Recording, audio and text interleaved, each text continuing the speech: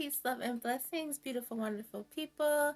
Welcome back to Philosophy with Z. I'm so glad you're here with me today as we continue on our journey of what to say when you talk to yourself. Now, I know the last episode, I was making a bunch of declarations about how things are going to change, and they are going to change. I'm just not sure what I want to do yet. So, I'm just going to let it go and let it flow. So, I kind of don't know if I want to keep going chapter by chapter, but we shall see. We shall see. Maybe I was just getting kind of like bored because a lot of the previous chapters are just kind of built up. And now we're finally into the action part of things, so that's really exciting for me. So maybe it'll get better for me. I mean, people, you've still been listening, so I guess you are kind of okay with what's going on. However, there's always room for improvement, and I've been doing it this way for months, so maybe it's time to upgrade some things. So, anyway, thank you for being here, and we are on chapter 15 out of, like, we're halfway through. And this chapter is called Whatever You Need or Position in Life. And so basically he's talking about how whatever is going on with you, you can always find room for improvement. Okay, phone. All right, my phone's doing something weird. Okay, we're good. So basically he's just saying that you can always find a place to use your self-talk, because the more you practice it, like the more you use it, the more it is ingrained in you. It's kind of like when you're doing a sport, or you're memorizing a song, or playing an instrument. The more you practice it, the more ingrained in you it becomes. So he talks about the different ways you can put it into practice, and like, for example, if you're in management, or if you want to earn more income or improve your financial stability, if you want to raise children, teach them, or work with them in any way. And these are all like different areas of your life where you could apply the self-talk. I'll actually read the part that he says about earning more income or improve financial stability, because I think that's something that many of us could use. So he says, our income potential is individually determined by each of us. The limits of our income are set by our own internal beliefs. If you want to earn more, you have to start by seeing yourself as worthy, deserving, capable, and willing, and by redirecting yourself to do so. Too many of us, when we want to increase our earnings, make the mistake of tackling the problem from the wrong end. We try to figure out how we can earn more money before we believe we are capable of doing it. Talk to yourself about your self-worth. When you start to create a new picture of yourself being worth more, your subconscious mind will help you find a way to go about earning it. I don't want to oversimplify the task of making a significant increase in your financial net worth, but I have learned that doing so is far more dependent upon attitude, belief, and determination than on your position you are presently in. If you are serious about wanting to increase your income, begin by giving yourself 3 weeks of self-talk for self-worth and financial worth. Then, set your goals and write the plan.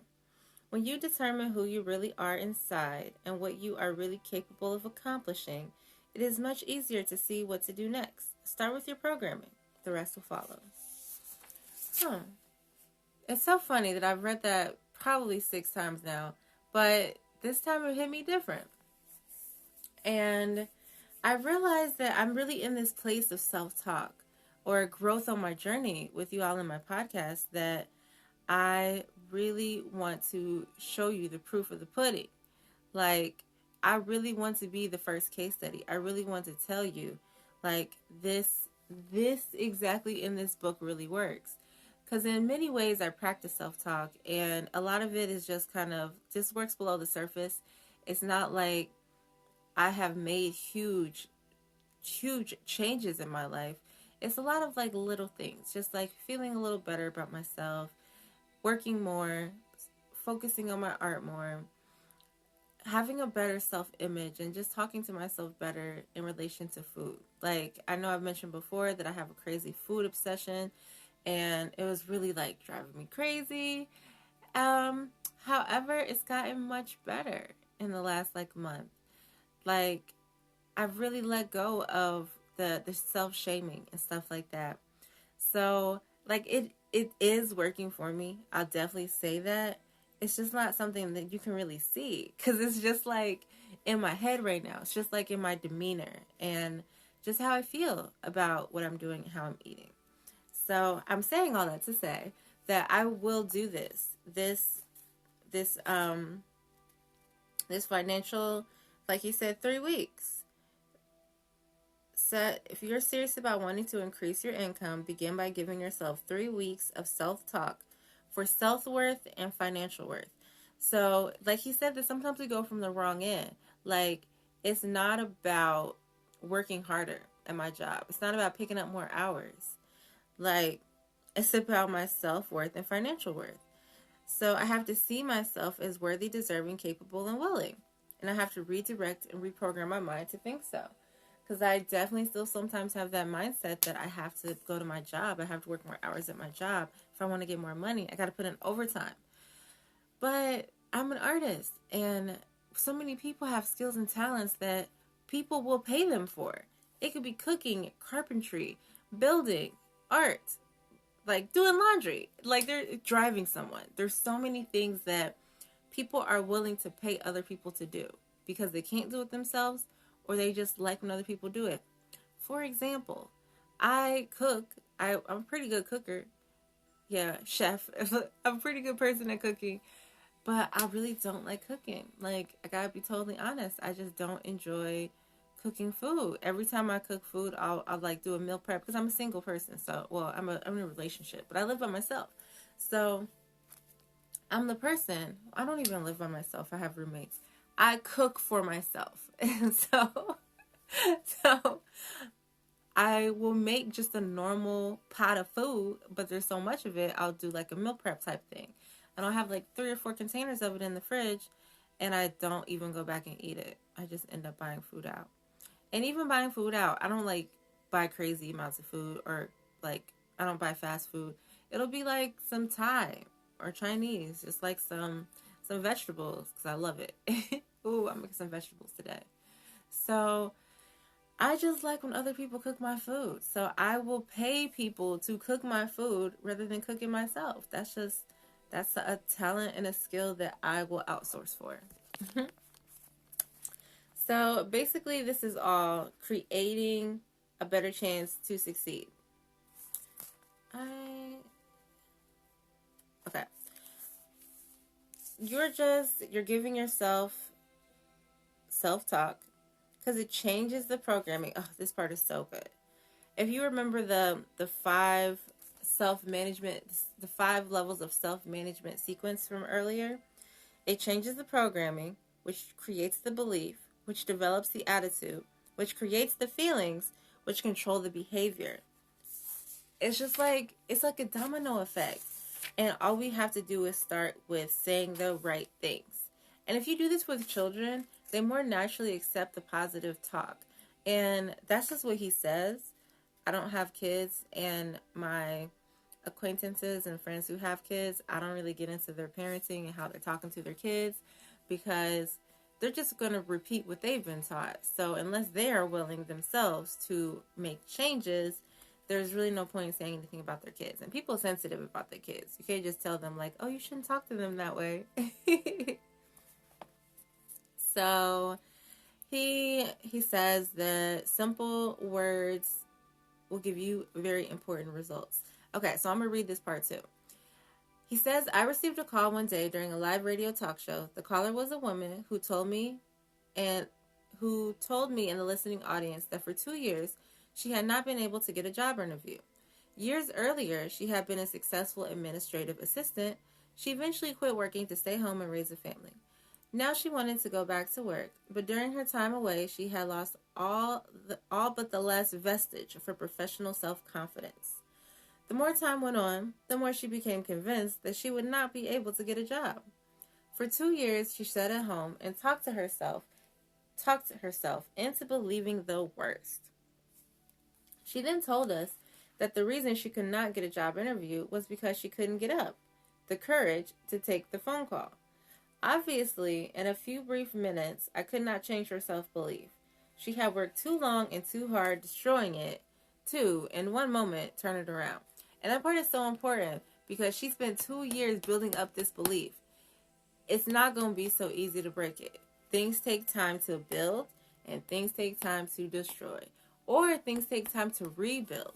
So I want to mention that because just remember, be gentle with yourself and patient with yourself on this process because you are reprogramming a well-established system within your mind. You can't even see it. This is all basically abstract.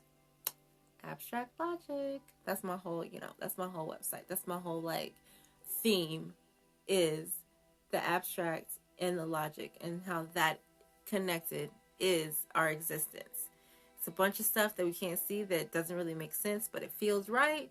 And the logic is the things that do make sense, that are the structures, the manifestations of the abstract.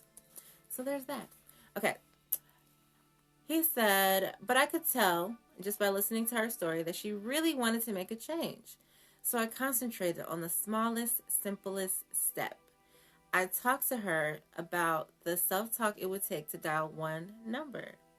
The first number of the telephone number she wanted to call to ask for an interview, and the next number, and the next, and so on. She said she would try it, and we went on to another caller. I was delighted, but not completely surprised, when 30 minutes later, the last caller of the day was the same woman who had called with the job problem earlier in the program. She had done it. She had first dialed just one number and then another. I had told her earlier that if she just took little steps, one push button on the telephone at a time, that her next step would be just as simple. Just push the next button, and if she wanted to stop at any time, she could. But if pushing one button felt okay, go ahead, use the self-talk I had suggested to her, and push the next button. And I just think that is so beautiful. So many of my friends right now have all these grand ideas, and they're held back for some reason or another. And just from conversations, I see that it's because they are so focused on step 12 and how they're not good enough for step 12, how they don't know how to do step 12. And I'm like, are you on step 11? No. So you don't need to think about step 12. You are on step 6. Be on step 6. And I say these specific numbers because I'm a part of a 12-step program with 12 steps. And I'm on step 6. So I don't have to think about step 12 until I'm on step 11. And actually, even then, I don't need to think about step 12 until I'm on step 12. Because one will flow right into the next. And everything I'm doing, step 1 through 11, will lead me up to that next one. So, and I can see this so clearly by being on step 6 of a 12-step program. I was not ready for step 6 until I did 5, 4, 3, 2, and 1. Every step was very important to creating the internal stuff, the abstract stuff within me that I needed to accomplish that next step. It's kind of obvious to me at this point. However, it wasn't obvious to me early on. I've been doing this now. I've been working on these steps 1 through 6 for 2 years. 2 years. It took me a year to get through steps 1 through 3. And now it's taking me another year, just about, to get through steps 4, 5, and 6. I'm not done with 6, but I'm working on it. So I just really, really want to highlight that point, that take the smallest step today. Dialing that one number, because the anticipation of it is often worse than the actual occurrence of it. So just hitting that one number, and then the next number, and the next number, and then suddenly the phone is ringing, and you already know what to say. You already know what to do. We all know what to do. All the answers are inside of us. It's just that thinking, that block that we put up, oh, no, I can't. I'm not ready. I don't know how. I don't have enough information. All these blocks we put up in front of us when we have all the answers right there waiting for us. So, yeah, I love that example. So, that was a part that I really, really wanted to highlight the most from this chapter. And he has this part saying that we created it, we can change it. Some believe that whatever we create in our lives, we can change. But changing it has to be the hard part. The despair and despondency of depression are all too often a part of many of our lives. But those kinds of depression, which are self-created, can be lightened and removed. The thoughts and the mood which caused them in the first place can be replaced by the refreshing change of mental scenery which self-talk creates. Any of us can talk ourselves into depression and discouragement. We can easily talk ourselves out of it. It doesn't take an iron will or a special formula. It takes a new word-for-word program that will direct our self-belief and adjustment in our pictures of ourselves and what's going on around us. It is our choice to see things any way we want to see them. If we want to view our circumstances as dark and discouraging, we can. If we would rather view our circumstances as acceptable, hopeful, changeable, and positively possible, we can. But it takes more than wanting things to work out. That's why we didn't work out right in the first place. We hadn't given ourselves the right pictures, the right input to create the right output. And that's something any of us can do something about. When dealing with depression, counselors often recommend the right diet and right physical activities to help counteract the depression. I would add to that recommendation a healthy diet, a bright new self-talk, and the daily activity of putting it to work. And I just love that. All of that. We're not talking about clinical depression here where someone has diagnosed you. Where you take medications. I'm not talking about that. I don't want to invalidate anybody's experience when it comes to that. However, I know for me, sometimes when I'm feeling depressed, when I'm in a deep depressed, when I'm just inactive, it's suddenly I start thinking, why do I feel this way? It's I'm so used to go, go, go, move, move, move. When I'm not moving, I think it's sadness. I think it's depression. But it's not. Sometimes we just be moving so much and doing so much. We need to rest our bodies. And so on one side of this, I'm saying that I've come to this place where I just love and accept wherever I'm at. Even if I don't necessarily like it, I'm doing what I'm doing physically and mentally because I need to. It's serving me for some reason. And if I don't like it, I take some time to just assess where I'm at, be aware and observe. And give myself love. Even if I don't like it, love me anyway, because I deserve it. Do you really feel what I'm saying? I deserve the love no matter what state I'm in. I have a child, my inner child within me. She deserves to have love no matter what. When we are kids, we're programmed to thinking oh, you're crying, that's not acceptable. You have an attitude, that's not acceptable. You don't like this, that's not acceptable. You spoke up against me, that's talking back, that's not acceptable. All of these things have translated and grown as our belief system of how we view ourselves. And so I'm really no matter what I'm doing, how I'm acting, how I'm feeling, I deserve to be loved. And I really hope you hearing me. I feel this so deeply in my heart. We deserve to be loved no matter what. And so if I don't like what I'm doing, give myself more love. Because if I don't even like me, that means I'm acting in a way that is not in accordance and not in alignment with who I really am. So I need to give myself more love so I can dissolve that behavior or that thought into love. Because nothing can exist where love does if it's not also love. Love conquers all.